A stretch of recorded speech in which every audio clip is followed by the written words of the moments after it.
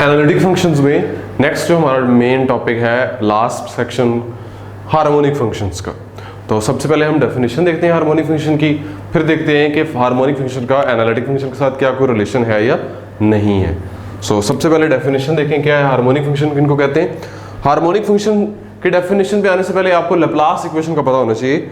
Second order partial differential equation है जिसको हम ऐसे लिखते हैं del square u is equal to 0, या ऐसे भी लिख सकते हैं del square phi is equal to 0। और अगर मैं इसको एक्सपेंड करवा के लिखूं तो partial square u by partial x square plus partial square u by partial y square is equal to 0। हम इसको क्या बोलते हैं? लैप्लास इक्वेशन हम बोलते हैं इसको।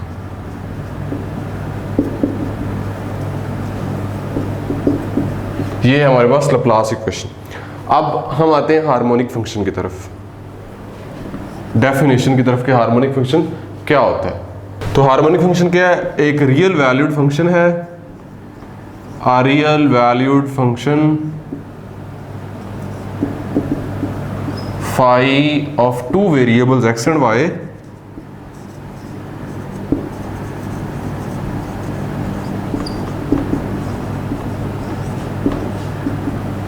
रियल वैल्यूड फंक्शन है, दो वेरिएबल्स का continuous first order second order partial derivatives हैं,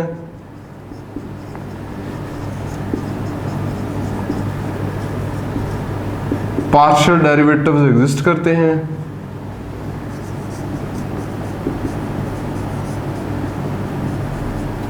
continuous first and second order partial derivatives exist in d, domain D के अंदर, देन फाई को और डी के अंदर उसके फर्स्ट ऑर्डर और second order partial derivative exist कर रहे हो और वो कंटिन्यूस भी हो, और and phi satisfies Laplace equation, और फाई जो है वो लैप्लास इक्वेशन को सेटिस्फाई भी करे।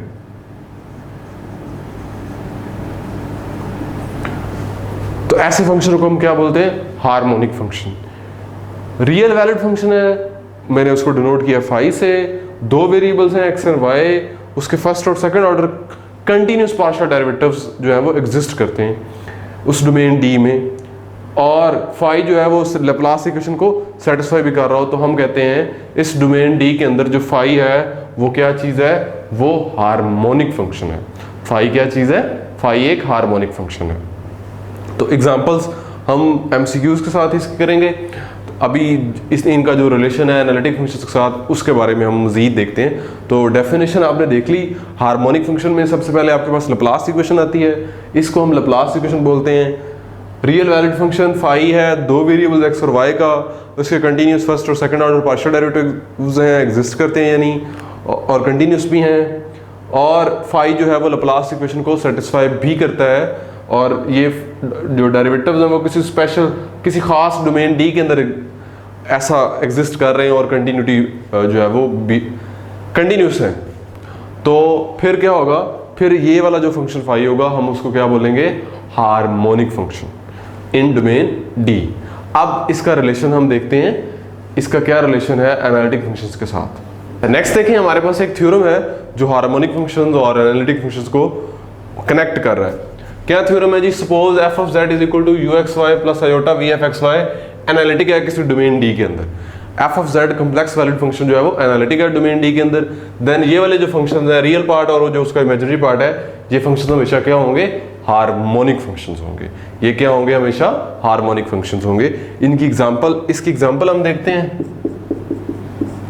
कंसिडर कर लें एफ ऑफ जेड को, आपने एफ ऑफ जेड वो लेना है जो एनालिटिक होगा, तो मैं कंसिडर करता हूं उसको जेड स्क्वायर, क्योंकि मुझे पता है ये पूरे कॉम्प्लेक्स प्लेन के ऊपर ही एनालिटिक है। जेड स्क्वायर को हम इसके रियल और इमेजिनरी पार्ट से अलग-अलग करेंगे, ये x square plus Y square plus 2xy iota आ जाएगा, यानी u ऑफ एक्स वाई मेरे पास क्या आ जाएगा? X square minus y square, और v ऑफ एक्स वाई क्या आ जाएगा? 2xy। ये फंक्शन जो है f of z is equal to z square, आपको पता है ये तो एनालिटिक ही है, क्योंकि ये पोलिनोमियल फंक्शन है। पोलिनोमियल तो एंटायर फंक्शंस होते हैं, यानी पूरे कॉम्प्लेक्स प्लेन के ऊपर एनालिटिक होते हैं। तो इसके बारे में हमें चेक करने की कोई ज़रूरत नहीं है। अच्छा, तो हमने चेक करना है कि u और v जो है वो दोनों हार्मोनिक हों। अगर हार्मोनिक हों तो फिर क्या होगा, फिर वो दो वेरिएबल्स वाले वो उनके फर्स्ट और सेकंड ऑर्डर पार्शियल डेरिवेटिव्स भी एग्जिस्ट करेंगे और क्या होंगे, लैप्लास इक्वेशन को सेटिस्फाई भी करेंगे। तो हमने first order second order partial derivatives निकालने हैं इसके। तो u x of x y निकालें, 2x आ गया। उसके बाद u x x निकालें, क्या आता है जी आपके पास 2 आ जाता है। u y y निकालें, u y निकालें -2y, u y y निकालें तो ये आपके पास क्या आ जाता है -2। यहाँ से अगर v के डेरिवेटिव्स लें, vx 2y आ जाएगा और जब अगेन करेंगे तो फिर क्या आ जाएगा आपके पास 0 आ जाएगा। vy करें तो 2x और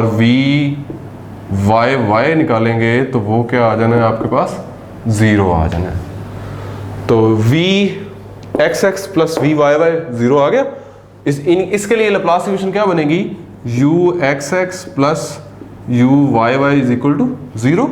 तो देखें uxx क्या है 2, uy क्या है -2, तो वेरीफाइड है, ये तो वेरीफाइड होगी। और ये भी देख लें आप कि जो ux है और uxx है ये कंटिन्यूस भी हैं, ये पूरे डोमेन के ऊपर कंटिन्यूस फंक्शंस हैं। ये तो कांस्टेंट है, कांस्टेंट फंक्शंस कंटिन्यूस ही होते हैं। और ये इसमें 2x है, लेकिन आप पूरे कम्प्लेक्स प्लेन पे कहीं भी चले जाएंगे तो ये आपके पास हमेशा कंटिन्यूस ही होगा। और इसकी बात भी आप कर लें, vxx vy ये सारे भी आपके पास ऐसे ही हैं। उनमें से 2 कांस्टेंट फंक्शंस हैं तो वो कंटिन्यूस हो गए पूरे कम्प्लेक्स प्लेन पे, और ये भी दोनों कंटिन्यूस होंगे over all the complex plane. तो ये दोनों जो शराइत थी कंटिन्यूस हों, उनके फर्स्ट और सेकंड ऑर्डर पार्शियल डेरिवेटिव्स और वो एग्जिस्ट भी कर रहे हो, तो ये सारा कुछ हो रहा है। और uxx प्लस uy इसको वेरीफाई भी कर रहा है। अब उसके लिए अगर हम देखेंगे तो क्या बनेगी Laplace equation, vxx plus vy is equal to 0।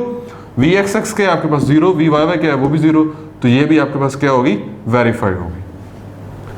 तो हमने ये एक थ्योरम देखा। थ्योरम क्या कहता है जी, f ऑफ z आपका एनालिटिक फंक्शन है, तो जो उसके रियल पार्ट और इमेजिनरी पार्ट है uxy प्लस आयोटा vxy, उसको हमने f ऑफ z को ऐसे एक्सप्रेस किया हुआ है। तो ये u और ये v जो है ये दोनों हार्मोनिक फंक्शंस होंगे उस डोमेन D में। तो ये हमने वेरीफाई कर लिया कि अगर f ऑफ z बराबर z स्क्वायर है, तो चूंकि हमने एक एनालिटिक फंक्शन कंसिडर करना था और फिर हमने चेक करना था कि जो उसका u वाला पार्ट है और v वाला पार्ट वो दोनों हार्मोनिक होंगे। तो ये आपने चेक कर लिया, u और v। और हार्मोनिक के लिए आपने क्या चीज़ें चेक की, उनके फर्स्ट और सेकंड ऑर्डर पार्शियल डेरिवेटिव्स निकाले, एग्जिस्ट कर रहे थे, वो कंटिन्यूस भी थे, ये कंटिन्यूस भी हैं, और उसके बाद वो लैप्लास इक्वेशन को सेटिस्फाई भी कर रहे थे। तो फिर ये जो आपके फंक्शंस हैं u और v फिर क्या बन गए, हार्मोनिक बन गए। u और v आपके क्या बन गए, हार्मोनिक फंक्शंस हैं। तो u of x y and v of x y are harmonic. Next हमारे पास है हार्मोनिक कॉन्जुगेट्स फंक्शन क्या होते हैं। Harmonic conjugate functions.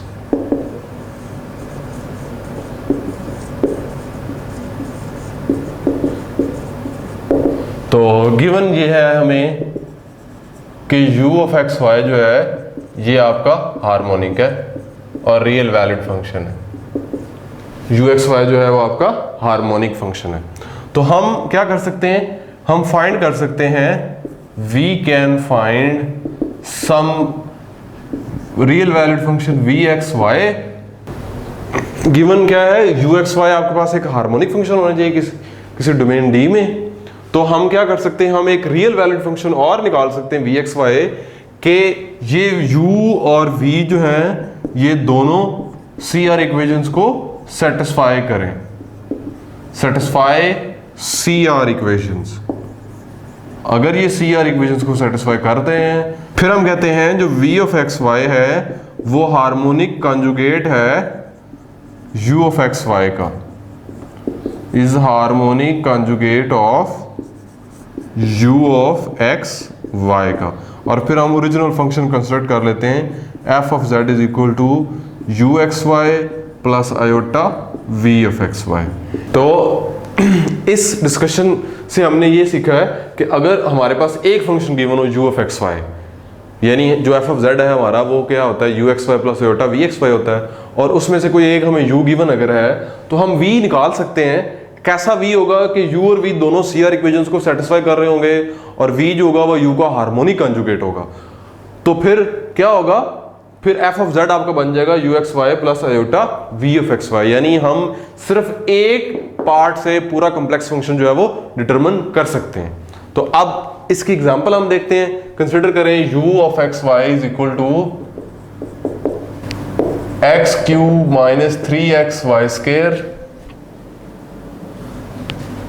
Minus 5y। ये हमारे पास u गिवन है। तो सबसे पहले हमें ये चेक करना है कि u हार्मोनिक है, फिर हमें v निकालना है और CR इक्वेशंस को सेटिस्फाई करवाना है।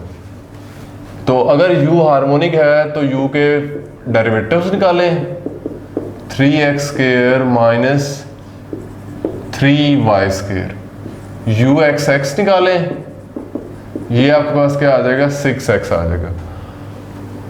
अब u y निकालें, u y आपके पास क्या आ जाएगा minus 6xy minus 5, u y निकालें तो माइनस 6x आ जाएगा। तो यहां से आप देख सकते हैं कि u x x plus u y y आपका क्या आ रहा है 0 आ रहा है, u x x plus u y y क्या आ रहा है 0 आ रहा है। तो फिर इसका मतलब जो है क्या है कि u आपका हार्मोनिक फंक्शन है, डेरिवेटिव्स एग्जिस्ट कर रहे हैं, कंटिन्यूस भी हैं और CR इक्वेशन और लैप्लास इक्वेशन आपकी सेटिस्फाई भी हो रही है, तो u हार्मोनिक बन गया। अब हमने निकालना क्या है, हमने v निकालना है। तो चूंकि ये u और v CR इक्वेशन को सेटिस्फाई करते हैं तो ux बराबर होगा सम vy के एंड uy बराबर होगा माइनस vx के। तो vy is equal to ux किसके बराबर है जी 3x स्क्वायर माइनस 3y। अब इसको इंटीग्रेट कर लें विद रिस्पेक्ट टू y, तो v आपका क्या बन जाएगा 3x square y minus y cube plus some constant with respect to x, उसको हम कह देते हैं h ऑफ x से डिनोट कर लेते हैं। अब ये हमारा v आ गया।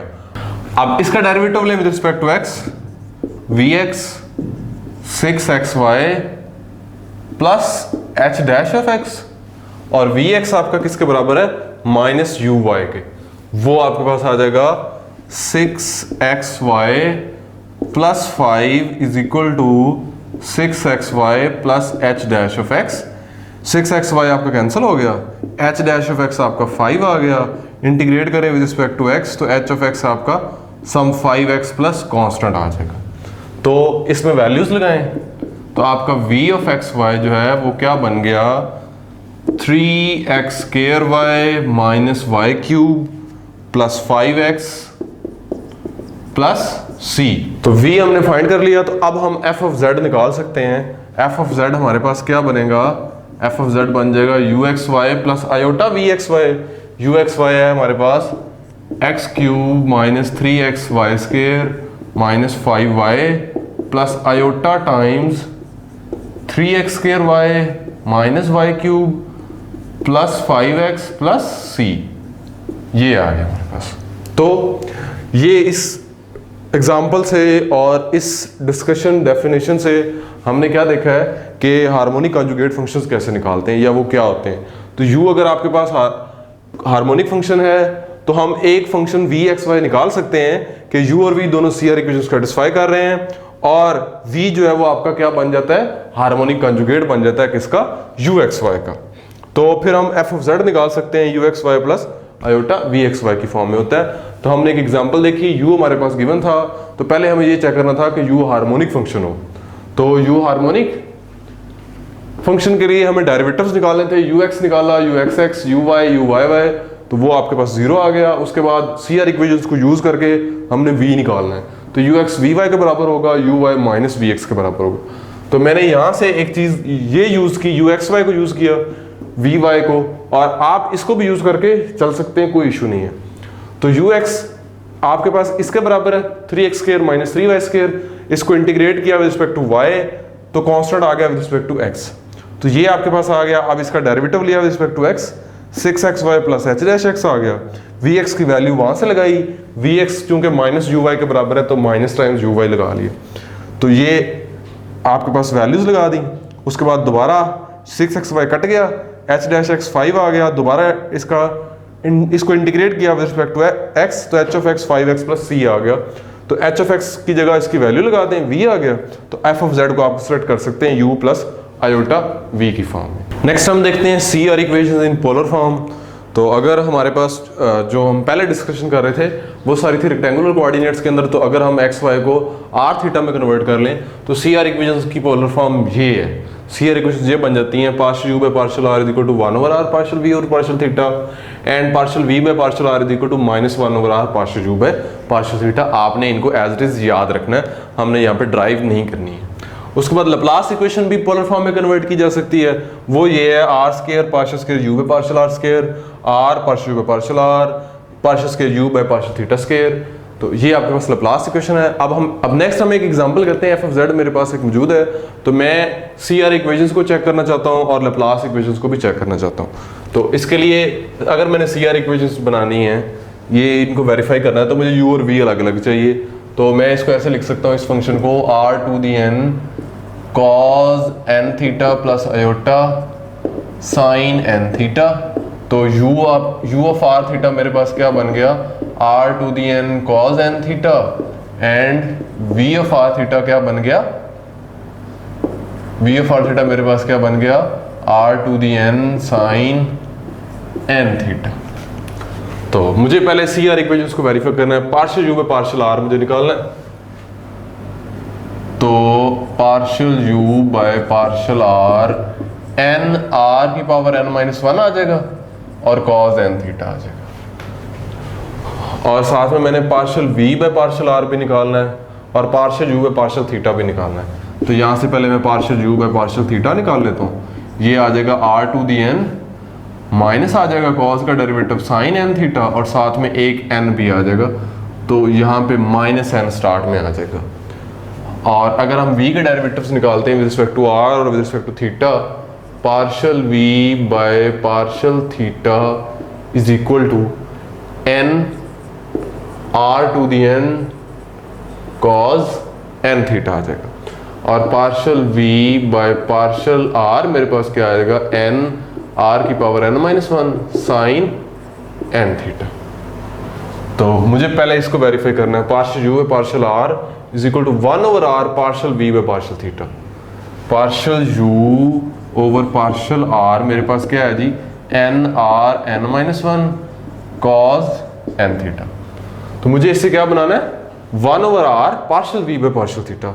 तो अगर मैं यहाँ शुरू में 1 ओवर r लिख लूँ तो इसका मतलब क्या है, n r, यहाँ पे पावर एक ऐड हो जाएगी तो n आ जाएगी पावर और cos n थीटा बन जाएगा।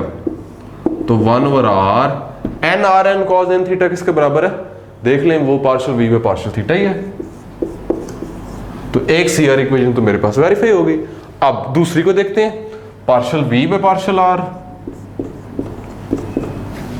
वो है n r raise to power n minus 1 sine n theta. तो ये बराबर है माइनस टाइम्स 1 ओवर r। तो एक माइनस भी अंदर लगा लिया और एक r से मल्टीप्लाई भी कर दिया, तो n r की power n sign n theta आ गया। तो ये क्या आ गया, -1 over r minus n sine r to the n sign n theta किसके बराबर है, partial u by partial theta के बराबर है। तो ये लें जी, ये भी वेरीफाई होगी। सेकंड जो आपकी सी आर इक्वेशन है वो भी वेरीफाई होगी। अब हमने क्या करना है, हमने लैप्लास इक्वेशन को वेरीफाई करना है। तो उसके लिए मुझे सेकंड ऑर्डर पार्शियल डेरिवेटिव्स भी चाहिए। Partial square u by partial square r, अगर मुझे partial square u over partial r square चाहिए तो वो क्या बनेगा, एक और n स्टार्ट में आ जाएगा, n minus 1 r to the n minus 2 cos n theta आ जाएगा मेरे पास। और पार्शियल स्क्वायर u है पार्शियल थीटा स्क्वायर अगर मैंने निकालना है, मैं u के लिए सिर्फ बात कर रहा हूं। अब तो ये है मेरे पास, यहां से अगर मैं डायरेक्ट दोबारा थीटा के रिस्पेक्ट से डेरिवेटिव लेता हूं तो माइनस n स्क्वायर आ जाएगा आर टू दी एन वैसे ही, और यहाँ पे आ जाएगा कॉज एन थीटा। अब मैंने वैल्यूज लगानी इस इक्वेशन में, तो चले जी मैं वैल्यूज को यहाँ पुट कर देता हूँ। R square partial square u by partial r square ये है। जब आर स्केयर इसके साथ मल्टीप्लाई होगा तो ये -2 कैंसिल हो जाएगा, यानी मेरे पास ये टर्म आ जाएगी n -1 r to the n cos n theta plus partial u है पार्शियल r के साथ मैंने r को मल्टीप्लाई करना है, इसके साथ मैंने r को मल्टीप्लाई करना है तो पावर खत्म हो जाएगी, ये -1 रह जाएगा n r to the n cos n theta, ये आ जाएगा मेरे पास, plus partial square u by partial theta square, वो मेरे पास ये टर्म है, minus n square r raise to power n cos n theta. तो ये देखें जी, ये n square r to the n cos n theta आ गया, minus n r to the n cos n theta plus n r to the n cos n theta minus n square r to the n cos n theta. तो ये term देखें, इससे cut गई, ये इससे cut गई, तो आपके पास क्या आ गया, 0 आ गया। तो u ने आपकी लैप्लास इक्वेशन को सेटिस्फाई कर दिया है। सिमिलरली आप अगर v के लिए करना चाहते हैं तो v के लिए भी कर सकते हैं, यहाँ v आ जाएगा और इससे कोई फर्क नहीं पड़ेगा, वो अगेन वो भी इक्वेशन आपकी सेटिस्फाई हो जाएगी। चलिए MCQs देखते हैं। एनालिटिक फंक्शन वाले जो हमने टॉपिक पढ़ा है उसके, an analytic function with constant modulus is, कि एक ऐसा फंक्शन जो एनालिटिक है और उसका मॉडुलस कांस्टेंट है तो वो कैसा होगा। तो ये आपके पास एक एग्जैक्टली थ्योरम की स्टेटमेंट है कि an analytic function with constant modulus is always constant, कि अगर f एनालिटिक है, अगर f एनालिटिक है और f ऑफ z जो है वो आपका किसके बराबर है, सम c के, तो आप यहां से प्रूव कर सकते हैं कि जो आपका f ऑफ z है वो भी क्या है, सम कांस्टेंट के बराबर है। यानी ये मैंने c सेम एज लिख दिया, आप यहाँ a लिख लें कोई फर्क नहीं पड़ता, कि आपका जो फंक्शन है अगर उसका मॉड जो है वो कांस्टेंट है, फंक्शन खुद एनालिटिक है, उसका मॉडुलस कांस्टेंट है, तो फिर फंक्शन खुद भी क्या होगा, कांस्टेंट होगा। ये स्टेटमेंट है आपके थ्योरम की, और आपको इसको आसानी से प्रूफ भी कर सकते हैं f ऑफ z मॉड की डेफिनेशन लगा के, और उसके बाद आप इसको CR इक्वेशंस लेके वहां से आप f ऑफ z जो है वो फाइंड कर सकते हैं। सो हमें कोई ज़रूरत नहीं है, तो ऑप्शन ए आपकी ट्रू होगी, कांस्टेंट। नेक्स्ट देखिए, for an analytic function f of z and harmonic functions u and v। f आपका एनालिटिक है, u और v हार्मोनिक फंक्शंस हैं, तो देखना है इनमें से कौन सा रिलेशन ट्रू होगा। तो ये भी आपके पास सेम एग्जैक्टली स्टेटमेंट्स हैं थ्योरम्स की, ये दोनों आपके ट्रू हैं, b भी ट्रू है, c भी ट्रू है, तो फिर आपका जवाब क्या होगा, d वाला होगा। ये d आपकी ट्रू ऑप्शन होगी यहाँ पे। ये एग्जैक्टली आपके पास थ्योरम की स्टेटमेंट है, आप इनको प्रूफ कर सकते हैं, आसानी के साथ कर सकते हैं। Two harmonic functions are conjugate if and only if they are, ये भी आपके पास थ्योरम है। जैसा कि मैंने आपको टॉपिक्स के अंदर भी बताया था कि कुछ थ्योरम्स जो है वो हम MCQs के साथ साथ कवर करेंगे। तो दो हार्मोनिक फंक्शंस कॉन्जुगेट होते हैं if and only if they are constant, तो B आपकी ट्रू ऑप्शन होगी यहाँ पे। नेक्स्ट देखें, the harmonic conjugate of u of x y is equal to 2x into 1 minus y। हमने इस फंक्शन का हार्मोनिक कॉन्जुगेट निकालना है, तो चलिए कोशिश करते हैं इसका हार्मोनिक कॉन्जुगेट निकालने की। u of x y is equal to 2x into 1 minus y, यानी 2x माइनस 2xy। तो इसका derivative with respect to x and with respect to y ले लें। ux क्या आएगा, 2 माइनस 2y, और uy क्या आएगा, जस्ट माइनस 2x। अब CR इक्वेशंस को हमने यूज करना है। ux बराबर होता है vy के, ये आपका vy के अगर बराबर है तो इस फंक्शन की इस पार्ट की आप इंटीग्रेशन करें विद रिस्पेक्ट टू y, तो यहां से आपका v ऑफ x y जो है वो क्या निकल आएगा, with respect to y integrate करेंगे तो 2y minus y square plus constant जो आएगा वो h ऑफ x मैं लिख रहा हूं उसको, ठीक है, क्योंकि वो कांस्टेंट जो है वो आपका h पे डिपेंड करेगा यहाँ पे। और अब uy माइनस vx के बराबर होता है, तो यहां से vx निकालें, ये जस्ट आपके पास क्या आ जाएगा, एच डैश एक्स आ जाएगा। अब यू वाई चूंकि माइनस वी एक्स है तो मैं माइनस इसको माइनस से मल्टीप्लाई कर दूंगा तो वी एक्स बन जाएगा, यानी 2x बराबर आ जाएगा एच डैश ऑफ एक्स के। इसको दोनों तरफ इंटीग्रेट करें विद रिस्पेक्ट टू x तो एच ऑफ एक्स आपका क्या आ गया, x square plus some constant जो आर्बिट्रेरी कांस्टेंट आ गया। तो v आपके पास क्या बन गया जी, v ऑफ एक्स वाई आपके पास आ गया 2y minus y square plus x square plus c। ये मेरा v है। अब मुझे ऑप्शंस को ध्यान से देखना है कि इनमें से कौन सी ऑप्शन ट्रू होगी। अच्छा, अगर मैं c को -1 ले लूं तो क्या बनेगा, इसमें और इसमें से माइनस कॉमन लें, ये आ जाएगा आपके पास, यानी x square minus y minus 1 का स्क्वायर बन गया। तो ये ऑप्शन मौजूद है मेरे पास। तो इसका मतलब मेरी कौन सी ट्रू ऑप्शन है, ए ट्रू ऑप्शन है। अब सी की मैं कोई और वैल्यूज लूं तो मुझे नहीं लगता कि ये कभी ये एक्सप्रेशन बनने वाले हैं। सो आपकी ऑप्शन ट्रू कौन सी वाली है, ए ही ट्रू है आपकी ट्रू ऑप्शन। ए आपकी ट्रू ऑप्शन होगी इस क्वेश्चन के अंदर। नेक्स्ट देखें, विच of the following statement is not appropriate. कौन सी स्टेटमेंट अप्रोप्रिएट नहीं है, तो देखें जी, सबसे पहले f of z is regular if f dash exist at each point of region. Regular क्या होता है, मैंने आपको बताया था, रेगुलर वो फंक्शन होता है जो एनालिटिक फंक्शन होता है पूरे डोमेन के ऊपर। रीजन का मतलब भी डोमेन ही है। तो रेगुलर कब होगा, जब उसका हर पॉइंट के ऊपर जो है वो डिफरेंट डेरिवेटिव एग्जिस्ट करेगा और वो एनालिटिक हो जाएगा। तो ए आपकी ट्रू स्टेटमेंट है। नेक्स्ट देखिए, every entire function is analytic. Entire function क्या होता है, ऐसा फंक्शन जो जिसका डेरिवेटिव पूरे कॉम्प्लेक्स प्लेन के ऊपर एग्जिस्ट करता है। तो ये भी एनालिटिक फंक्शन ही होगा, तो स्टेटमेंट ठीक है। Next c, all polynomial functions are entire functions. सारे पोलिनोमियल फंक्शंस एंटायर फंक्शन होते हैं। जी हाँ, ये भी हम पढ़ चुके हुए हैं कि सारे पोलिनोमियल फंक्शंस जो हैं वो एंटायर फंक्शंस होते हैं। Next, satisfaction of CR equations guarantee the analyticity of F of जी।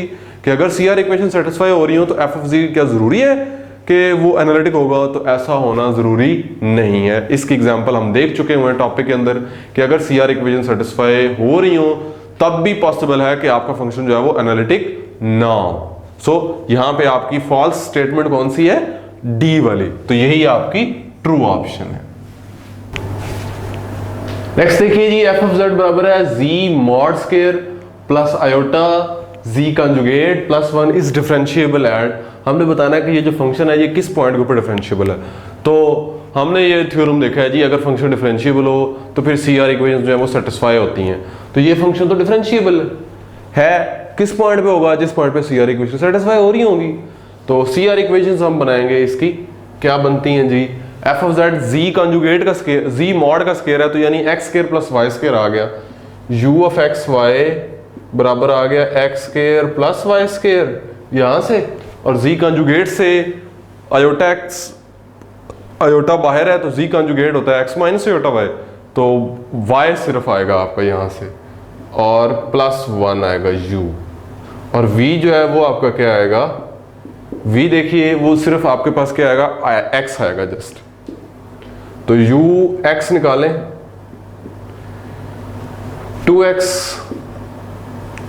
ये आ गया, u y निकालें, ये क्या आ गया आपके पास 2y प्लस 1 आ गया, और यहां से vx निकालें तो 1 और vy निकालें तो 0 आ गया। तो ये देखें जी ux आ गया हमारे पास और ये uy vx vy आ गया। हमने चेक करना है ये किन पॉइंट्स के ऊपर जो है वो आपके डेरिवेटिव्स जो हैं वो ये सीआर इक्वेशन सेटिस्फाई होती हैं, यानी ux और vy बराबर कब आते हैं, ux और vy कब बराबर आते हैं, और uy और माइनस vx बराबर कब आते हैं।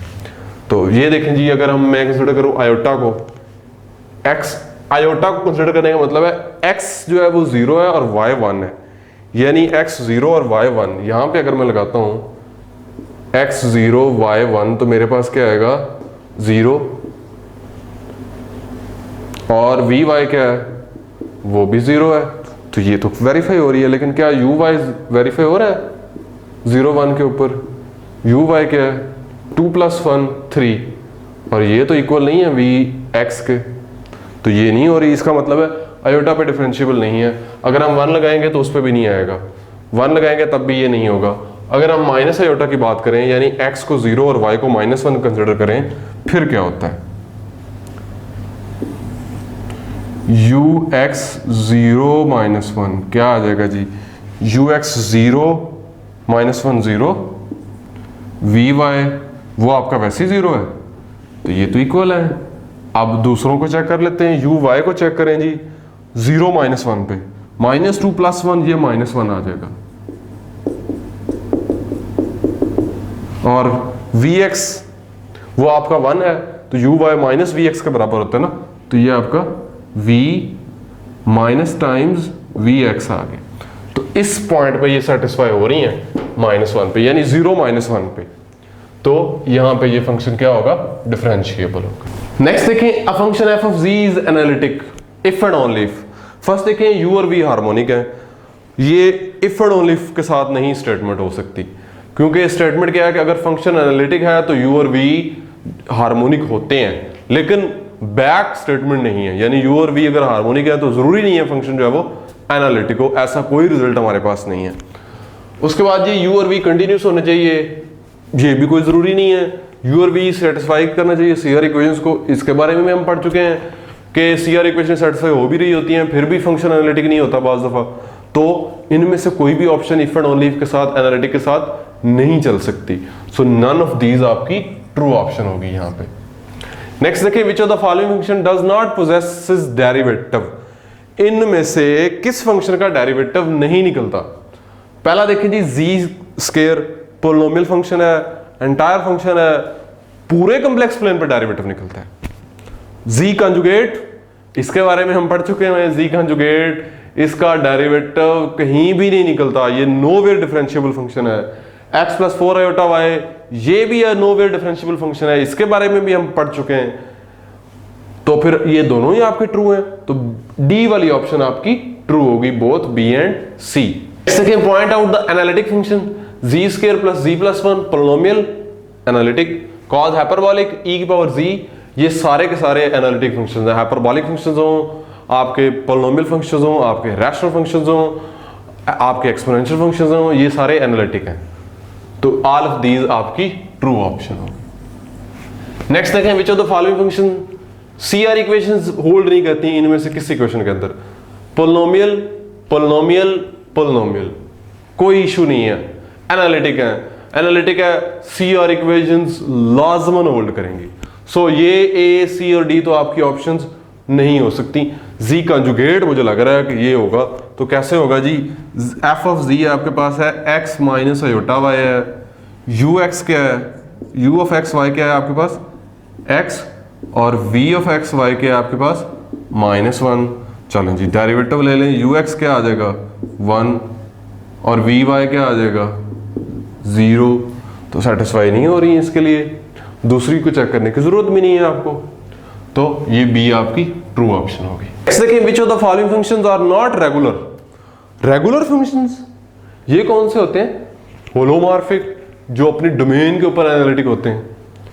sin 37x + आयोटा 35y, इसको मैं ऐसे लिख सकता हूं, sin of 36x + iota y, 36x हो गए, 37x बनाने, एक x ऐड कर दें, 36 आयोटा y 35 आयोटा y बनाने, एक आयोटा y माइनस कर दें, तो ये आपके पास क्या बन जाएगा? sin 36z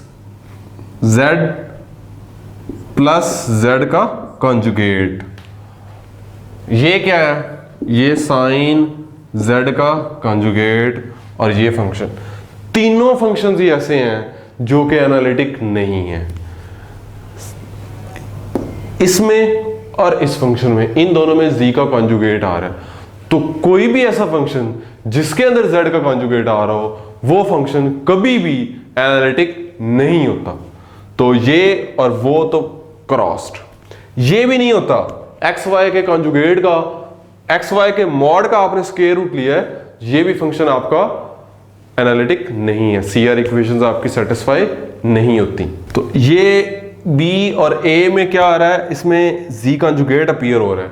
तो ऐसे फंक्शंस जिनमें z का कॉन्जुगेट अपीयर हो रहा हो वो कभी भी फंक्शन ऐसे एनालिटिक नहीं होते, रेगुलर नहीं होते, जाहिर है। और इसके अंदर भी ये भी आपका एनालिटिक फंक्शन नहीं है। आप वेरीफाई इजीली कर सकते हैं CR इक्वेशंस को और डेरिवेटिव को कि वो कंडीशंस, एनालिटिक की कंडीशंस जो है वो पूरी नहीं हो रही। तो ये तीनों आपके ट्रू ऑप्शंस हैं, तो सो डी आपकी ट्रू ऑप्शन होगी जी। तो चलिए नेक्स्ट देखते हैं, the analytic function for u of r theta is equal to r raised to n cos n theta. ये आपके पास u है, आपने इसका v हार्मोनिक कॉन्जुगेट निकालना है और फिर एनालिटिक फंक्शन बनाना है। तो ये बहुत ही आसान है, ये तो हम पहले भी कर चुके हुए हैं जब हमने पोलर फॉर्म के अंदर CR और इक्वेशन और लैप्लास इक्वेशन को वेरीफाई किया था। तो वहाँ पे u ऑफ r थीटा अगर आपका r to the n cos n theta है, तो जो v आ रहा था हमारे पास वो क्या आ रहा था, वो आ रहा था r to the n sin n theta. तो फिर हमारा f ऑफ z क्या बन गया, f ऑफ r थीटा क्या बन गया, r to the n cos n theta plus iota sin n theta. तो e की पावर आयोटा n थीटा बन गया हमारा फंक्शन एक्चुअली। तो a आपकी ट्रू ऑप्शन होगी। नेक्स्ट देख, इफ f ऑफ z अगर एनालिटिक फंक्शन है देन इनमें से कौन सी हमारी ऑप्शन ट्रू है। तो ये भी आपके पास एक रिजल्ट है, उसकी स्टेटमेंट है कि अगर फंक्शन एनालिटिक हो तो partial f by partial z conjugate जो है वो 0 होता है। तो वो d पे मौजूद है आपके पास, तो फिर d आपकी ट्रू ऑप्शन है। नेक्स्ट देखें, every analytic function with zero derivative.